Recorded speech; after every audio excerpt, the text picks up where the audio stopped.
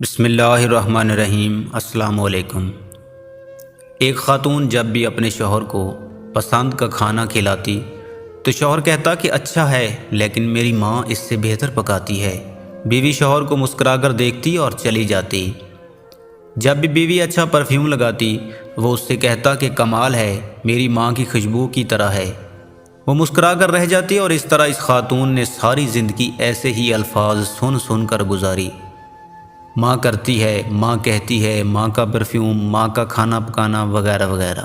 بیوی ہر بار مسکرا کر رہ جاتی۔ شادی کے 27 سال بعد ان کی والدہ کا انتقال ہو گیا۔ والدہ کی تدفین کے بعد شوہر اکیلا بیٹھا تھا۔ اس کی بیوی اس کی آزمائش میں اسے تسلی دینے گئی تو اس نے اس سے کہا، اب تمہارا کھانا پکانا میری ماں کے پکانے جیسا ہو گیا ہے اور تمہاری باتیں میری ماں کی طرح ہیں اور تمہاری ہنسی اور تمہاری خوشبو بھی میری ماں جیسی ہو گئی ہے۔ خاتون مسکرا کر بولی، وہ کیسے؟ تو شوہر نے کہا کہ میں نے تم سے 27 سال کی عمر میں شادی کی تھی اور ہماری شادی کو 27 سال ہو چکے ہیں، اب تم میری ماں جیسی سوچ رکھنے لگی ہو۔ بیوی کہنے لگی، آپ ریاضی کے پروفیسر ہیں پھر بھی آپ کا حساب غلط ہے۔ شوہر نے کہا، وہ کیسے؟ بیوی کہنے لگی، میں جب تک زندہ ہوں آپ کی ماں کے برابر نہیں بن سکتی۔ ان کے 54 سال دینا میرے 27 سال کے برابر نہیں ہو سکتے، اور جس کے قدموں کے نیچے جنت ہے میں ان کے برابر نہیں ہو سکتی۔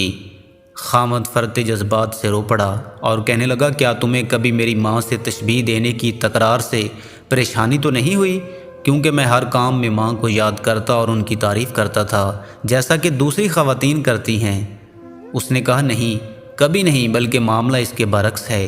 خامد نے کہا، وہ کون سی باتیں ہیں جو تم تمنا کرتی رہی ہو اور میں تم سے پوچھ نہ سکا؟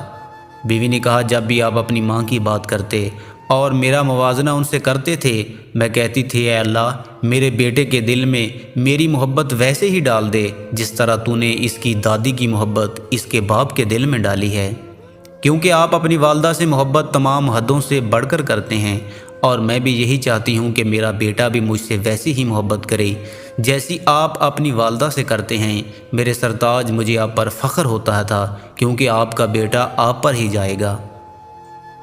اے اللہ، ہمیں والدین کی رضا حاصل کرنے والوں میں شامل فرما۔ اگر آج کی بہو یہ گر سیکھ لے تو بڑھاپے میں پرسکون رہے گی۔ آج کسی کے بیٹے پر قبضہ جمانے کی کوشش کل اپنے بیٹے کو ہاتھوں سے نکال دے گی، کیونکہ دنیا مکافات عمل ہے۔